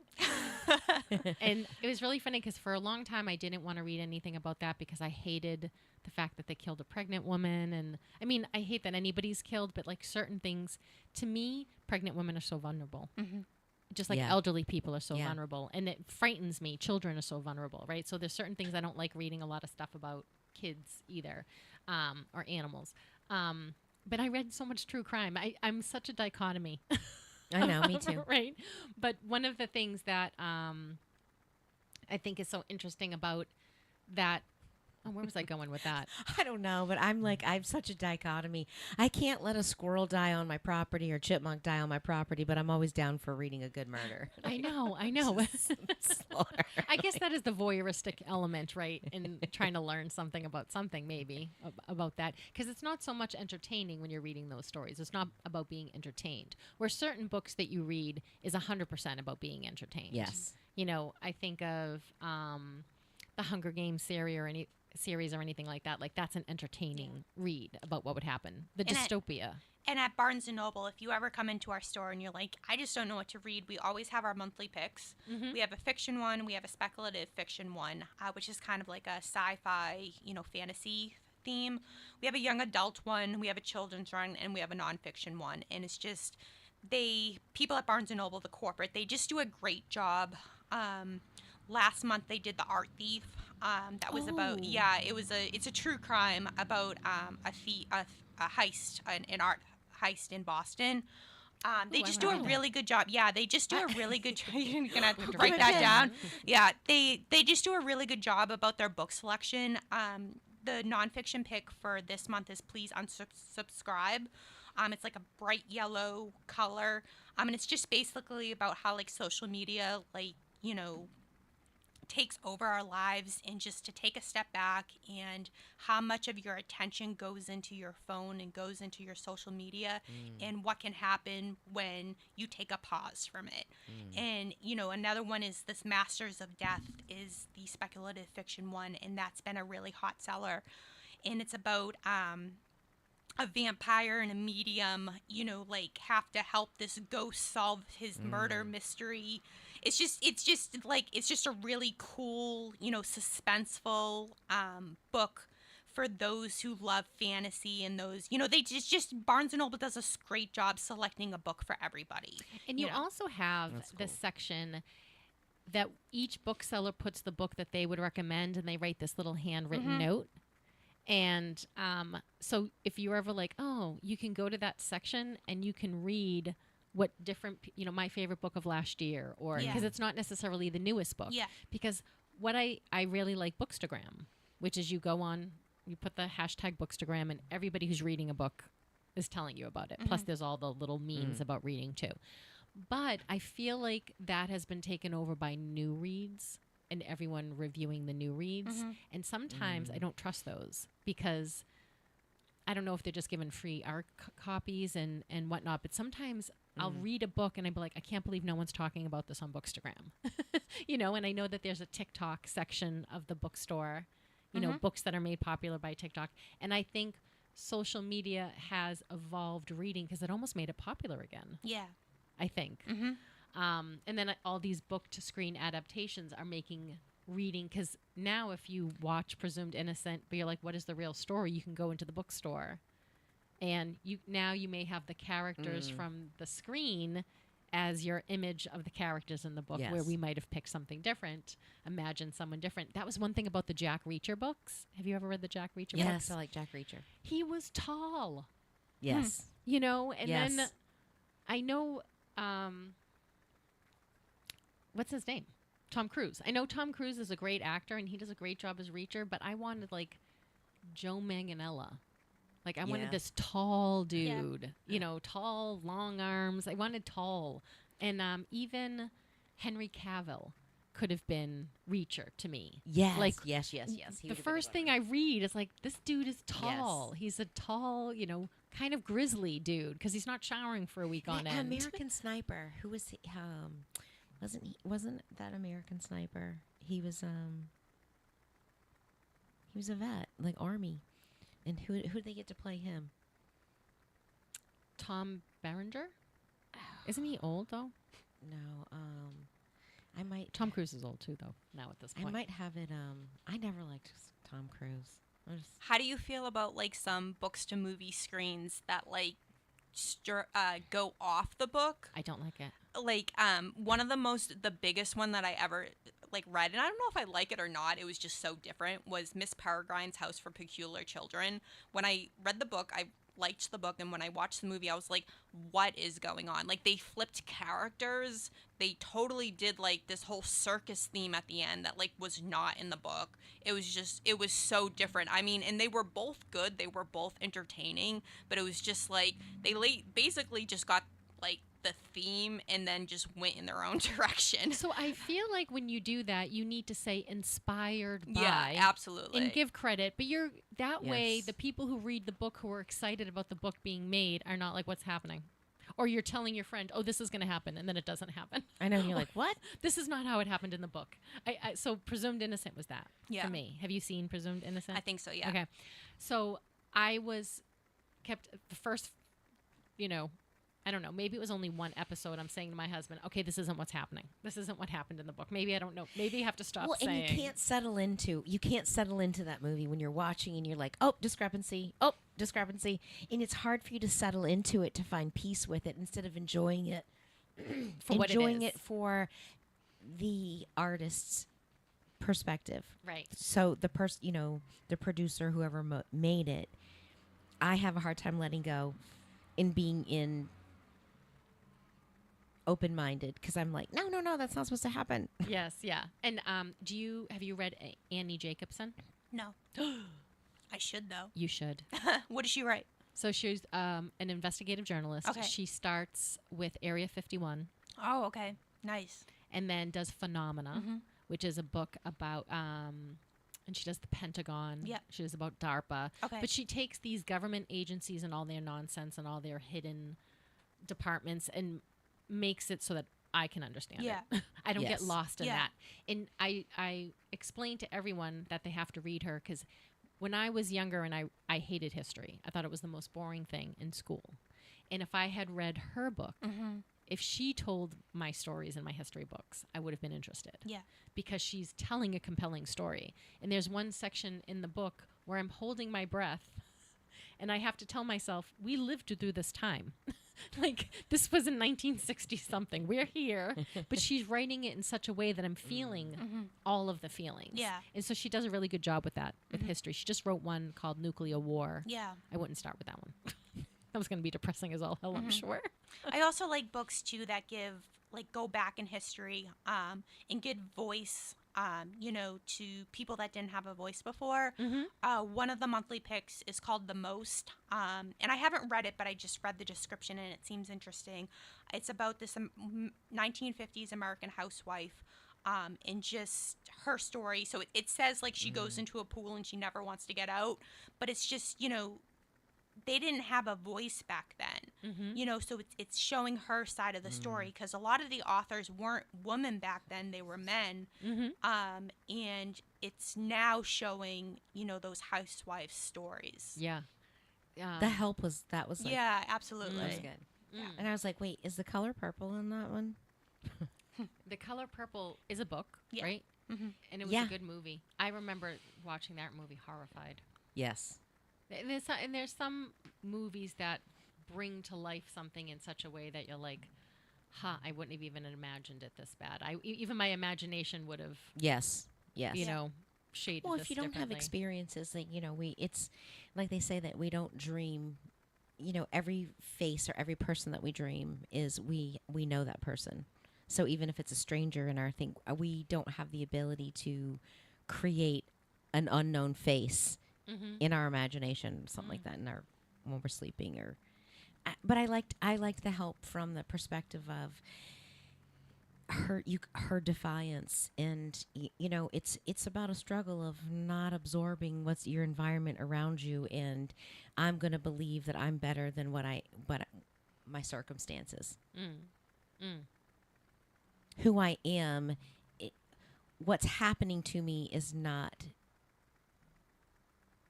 reflective of who I am as a person. Right, just because something happens Yes. to me, it's not who I actually am. Yes. Yeah. So I read this book called Service, and it's about a woman who works, a young girl. She works at this amazing restaurant, and the chef is like a superstar because all the chefs turn into superstars now, and he rapes her, and so she leaves the job, and then some women came out about the rape, and they want to put him on trial, and it takes place in either England or somewhere, so the trial piece is just a little different than the United States.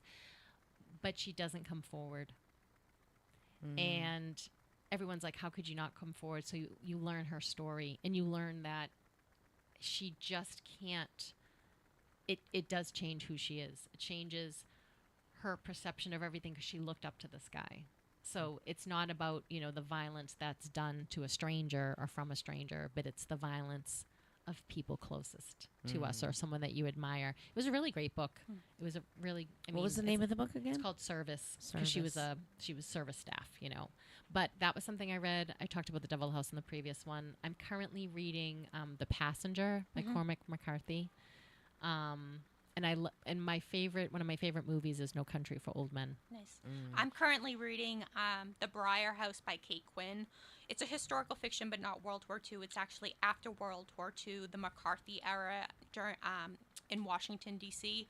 And it's not so much a historical fiction novel. There's a mystery in there because there's like a death in the beginning and then they go backwards. But the best part of the book is it's a house full of like single women, all different ages, and like they're just so quirky in their personalities, and the person who runs the house like goes to this, I don't know if it's bingo or like something like that, one night a week, and all of them get together and like cook with like Spam and like like all this kind of stuff like that they used back then, and they come up with these crazy dishes that they give you the recipes for, and Oh, that's super fun. yeah, and just their personalities, and they go through character. I'm only about halfway through the book, but like each section like goes through the character in depth of what they go through. But their personalities are just so fun and light, and they're like single woman, not married, not with kids, and it's really funny and light in a time that wasn't so funny and light. Yeah. Yeah. I was just at the bookstore the other day. I bought 7 books on quantum physics. Wow. Or some kind of physics thing. One was seven principles of physics in easy to understand English. Like for the idiot I am. Quantum physics for dummies. Right, that was just the physics books. Then We have a lot of those. Yeah. Those are very popular. And then there was one called The Better Question. Okay. And it's about asking the question, why is nature so beautiful? Why is everything made with beauty? And so I have just started that one, but it's talking about why does nature make things symmetrical or beauty, or what comes up in that, and then what is our answer or response to that? That's based on the back. So I'm starting that. Oh, I like that. I want to read that. We got into a discussion a couple of weeks ago about the multiverse, and I said, I don't believe in the multiverse. The writer in me doesn't believe in the multiverse. I also don't believe in amnesia. Oh, okay. So the reader in me can't stand an amnesia book. Or I think it's such lazy that you just knocked on the head and you don't remember anything. It was like the the basis of all soap operas, which was why I was never into Yeah. soap operas. Someone always had a bandage on their head, and they were always Yes. like, Kevin. No, I don't remember Kevin. Oh, he's been in a coma for 18 And I always years. thought that was lazy writing, and I was like, no, this is terrible. And he hasn't aged a bit. But there was one book I did like about amnesia. The girl's on a spin class. She's going through a divorce, and she is witchy is the best word for her. She's in spin class, and she's complaining to her best friend, and she goes to get out of her spin pedals, gets her foot caught, cracks her skull, and thinks she's in love with her husband again. And he's like, we're going through a divorce. Like, she shows up at the house. She's like, what are you talking about? And she's all in love with him. She doesn't remember. And then she gets her memory back at the end and then goes through with the divorce.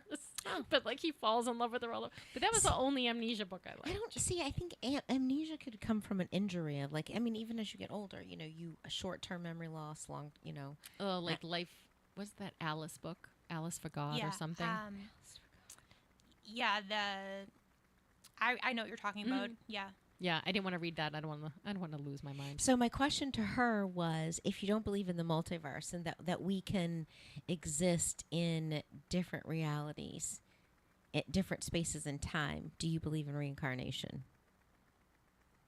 Well, and so the thing about multiverses, I think if I am only who I am today from all the decisions I make, if I make any different decisions, I'm not who I am today. Right, So but the that's where multiverse says that it actually, you might have made a different choice and you're living it out in that world. There's just a movie out about that. We'll ask you, do you The believe in Gift. reincarnation? Or multiverse? The meta? I don't think I have strong opinions either way. Mm-hmm. That's kind of like how I am, even like with political stuff. Like, I do have opinions, but I understand the other side at the same time. I'm very good about that. Like, I grew up with my own opinions, and I'm very like a strong, independent woman. But I always understand there's the other side, and there's always value to the other side.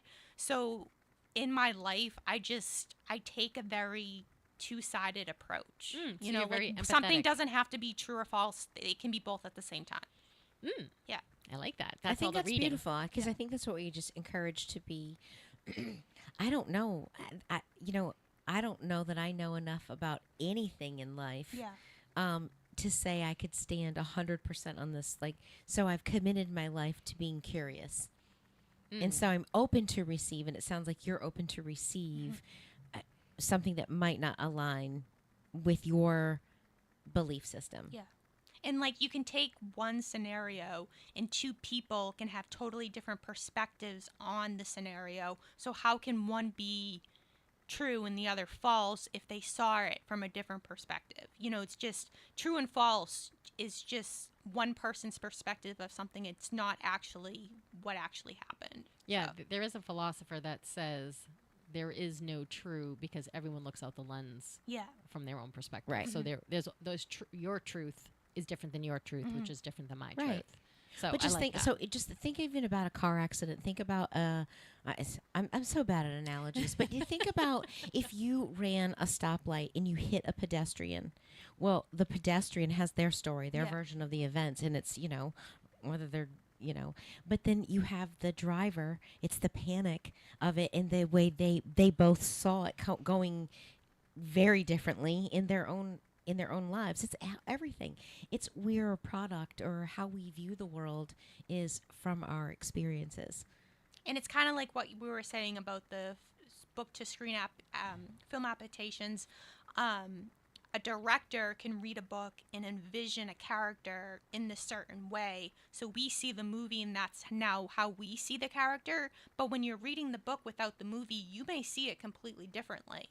So the films, when they do it, it kind of gives us an image that we didn't have when we were just reading the book, because all of us probably, the guy had blonde hair, the guy had blue hair, green hair. It doesn't necessarily always tell us in the book, but when the director takes on making this film, it gives us like this universal picture that we can all agree on. Yes, and then there are so many different layers to books. You know, the different like with Presumed Innocent, the layer of the book is did he, didn't he? Yeah. And I feel like the Presumed Innocent on Apple TV series was he did, and then you're thrown at the end because you don't get a lot of the didn't he did he, didn't he? You feel like he's guilty the whole way through. And I think in the movie they wanted to point you in the direction of Tommy, because I was like, I hate him. He's such a jerk. He's such a scumbag. Blah blah blah blah blah. And so I feel like and he was just second man on the totem pole, and that's where all of his, I think. Well, I feel like he's the one who, what was the main character? His name? Rusty Savage. Rusty Savage. I kind of like that.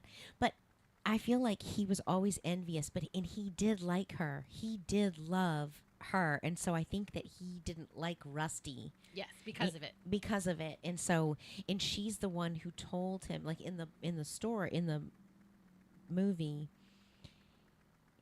there was a thing about Tommy and her, and she had said, I never want to work with you again. You know, that guy creeps me out and all this stuff.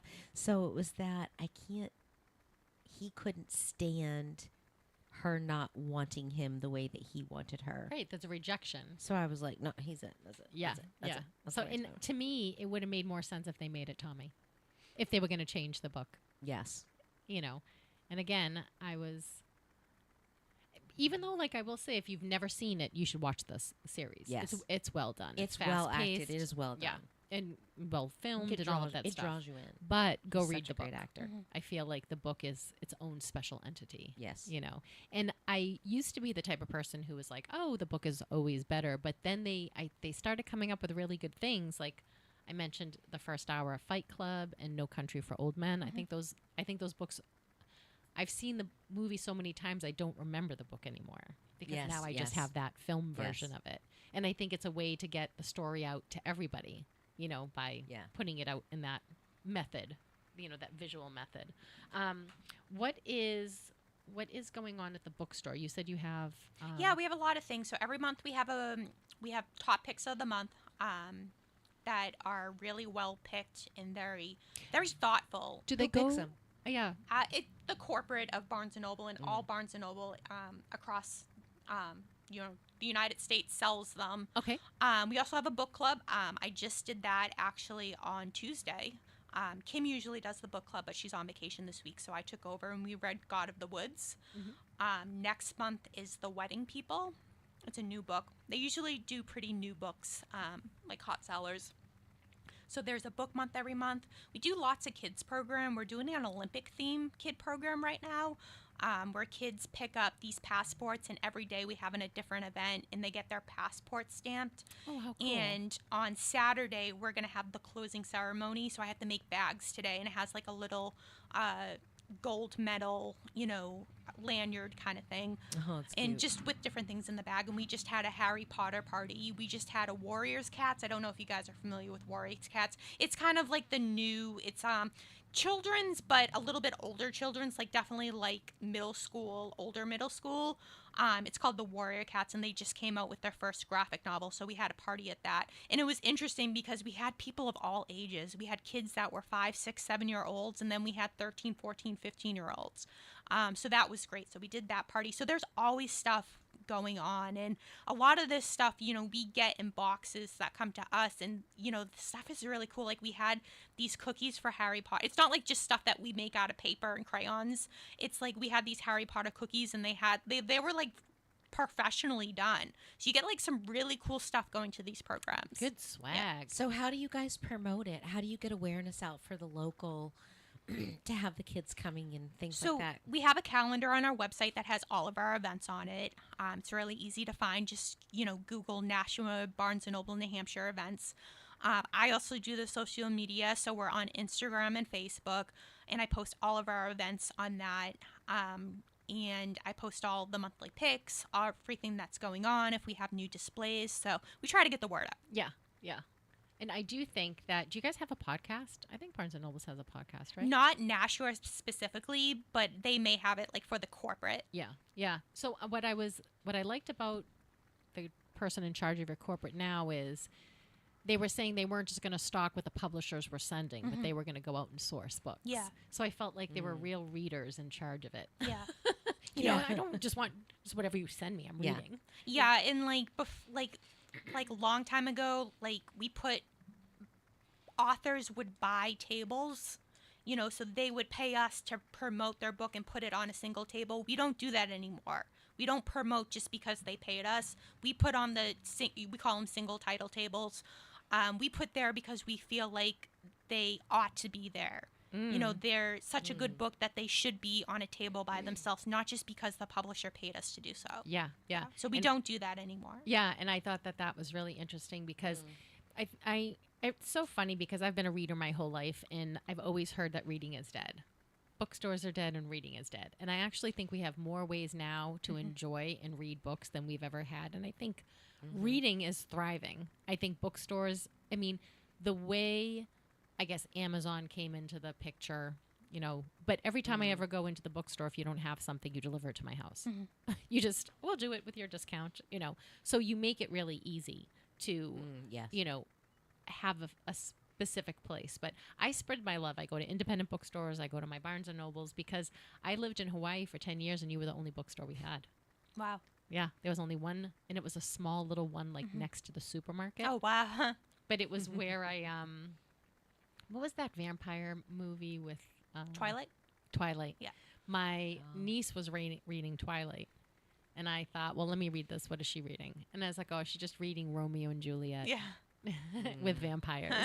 Basically. So, and I remember going into that store and walking in and them saying Twilight, of course, you know, and then going back the next day and getting the second one. I feel like the difference between Amazon and bookstores and libraries is like Amazon has everything. Like, you don't know if it's a top pick or not. You just Google what you want and then boom, here it comes up. With Barnes & Nobles, we're a little bit more thoughtful on how we display our books. So we put the hot sellers with the hot sellers. We put different genres with the different genres. We're only going to display books that we think will sell well. You know, we don't have every book on earth. We buy the stuff that we think are going to sell. Amazon just has everything. Yeah, and Amazon did want to get into the book selling world. Yeah. They wanted to get into the physical space. Yeah. And they wanted to do it based on how many sold. That was how they were going to put it in there. And I know they were trying in a couple of cities, but since the fact that they're not in a lot of cities, it must not have taken off. Yeah. Because they must make their money because they don't have physical space. And Amazon's great. You know, I buy clothes on Amazon. Like, Amazon's good for a certain purpose. But if you want something quick and you want something now, like, you get it the next day. But it just doesn't take away, it just doesn't feel the same as going into a bookstore and kind of like looking at this book and then right around the corner you find another book.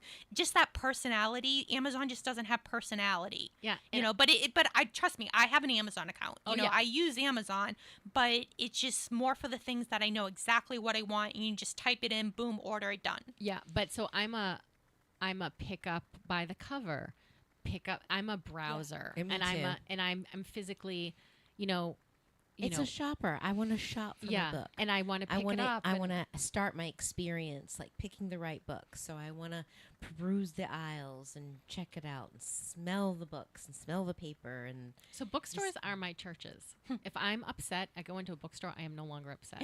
And I don't know why that is. It's like what people do for but not just any retail, because clothes can make me more aggravated than when I started. Yeah. If I go in and all of a sudden the jeans don't fit, because that takes my mood that was already pretty sour and ruins it more. Well, you don't try them on until you're high, you know, until you've raised your vibration to being like, okay, now I'm feeling better. But I go to other a good cities. I go into bookstores and I buy a bookstore in another city. Like when I went to Montreal, I wandered through and was just like, who should I be reading here? Yeah. You know, and so I've always had that love. My parents used to take me to Harvard Square, and we used to wander through the bookstores. That would be their date night. We'd get Chinese food, and then we'd go wander the bookstores. And I remember, that's cool. You know, and I would be able to buy whatever my parents valued books, so I was able to buy whatever book I wanted because they valued spending money on books, and they were readers. They were huge readers. And I think it's because neither one of them went to college. My father didn't even finish high school. And I think it was the inability to have access to the information that made it so valuable. And so I actually was never a reader. I started reading in high school. I had a high school English teacher. Her name was Mrs. Delaney. And she had this old wooden bookshelf. And I just read through everything. And then she started having to bring stuff from home for me to read. I never fell in love with books until her.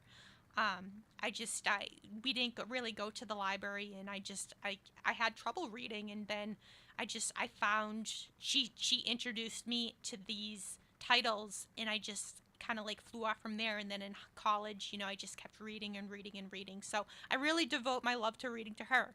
Yeah, absolutely. Hey, well, I mean, you've got a career around it. Like, I mean, that's I pretty wanted cool. to be a lawyer, and then in college I got a job at the library, and my aunt lost her job as an engineer, so she went back to school to be a librarian. And I kind of followed in her footsteps. So that was never my path. Books was never my path until later on in life. So if you're not a reader now, even if your kids aren't readers, when they're in elementary school or something, it doesn't mean they're not going to be. They just have to find it on their own time, and they have to find the right kind of books that interest them. There's so many different kind of books out there. And that's like, school sometimes makes them read books that they're not going to like. Mm-hmm. They have to be able to find what interests them. And the only way to do that is to just keep trying and just keep delving into books, and maybe you'll like them, maybe you won't. And even some parents are really against graphic novels, but I'm not, because if it gets the kid to pick up a book and read it, that may make them want to read something that's a little bit more lengthy in writing the next time. I think once you realize books open a world to you that you didn't know before existed, because we were talking about it earlier, books, the words make you feel it, feel it on a different level than watching the movie, and you have the adrenaline, like we were talking about Everest. Hearing them and their struggle, you can feel, you can get a better sense of how cold it is. You can have a better sense of how terrifying their experiences are. And I just think that books, they open your mind to a world that you didn't know existed. That would be something for me if I didn't have books. That would be one, like, the sad day, that if I wasn't able to read. I mean, I love audiobooks. I love what they're doing with film adaptations of things, just to get, because I think the more money you throw at it, so if Hollywood is throwing money at books for scripts, great. What was interesting, and I wanted to get this before we left. Let me get my glasses on. So I was reading a Forbes magazine the other day, and they had like the top richest people in the United States, and 2 or 3 of them were authors. Oh, really? Yeah. Yeah. So let's see. Is James Patterson one of them? Nora Roberts. Okay, yeah. She $480 million books, source of income. That. Daniel Steele, $500 million books. Kendra Scott Jewelry. No, he wasn't listed on there. Okay. Really? Yeah, I know. Or Stephen King. Because we were just pumping those out. But because he's made money from movies. They make almost all of his books into movies. Well, that's true. That's true. Well, I think a lot of times what you're talking about for like kids in high school and stuff, when we're given books to read, that's I believe that it's higher than their comprehension level. That's how I felt. Like, I remember it was Grapes of Wrath. We had to read that in 6th grade. Terrible book to make a 6th grader read. Oh, I couldn't, and I Yeah. And what was the other one about the animals on the farm? Animal Farm? Yeah, or 1984. Is it Chauncey? It's a big book. And Of Mice and Men. Yep. Yes. I still don't know what that's about. I don't either. I'm 12. I was 12, and like you're putting these up there, and so all you're doing is providing a negative, like, oh my experience with it. Yes, you're ruining my summer because I have to drag. I'd rather like slide on my back down asphalt than read something I don't understand. Thank you, Caitlin, for Thank coming you so into much. the studio. It was so much fun. Oh, good. I'm glad you had a good time. We'll have to have you come back. At Okay, some great. point. Thank you for listening to Lisa and Robyn on the mic. We are here every Thursday from 10 a.m. to noon on WSMN, 1590 AM, 95.3 FM, and you can watch, stream, and listen on WSMN.live. Till next week, have a good one. WSMN 1590. WSMN 95.3 FM Nashua. Listen, watch, and stream at WSMN.live. ABC News. I'm Derek Dennis. Tropical storm Debbie blamed for a death this morning in North Carolina east of Raleigh as heavy rain and flooding made for dangerous conditions. The storm shutting down part of I-95 as it slowly moves north. Crews making at least 75 water rescues. Officials going door to door, warning people. We're not forcing them to leave, but making them aware of the threat in terms of harm to them. Vehicles unwisely driving into floodwater.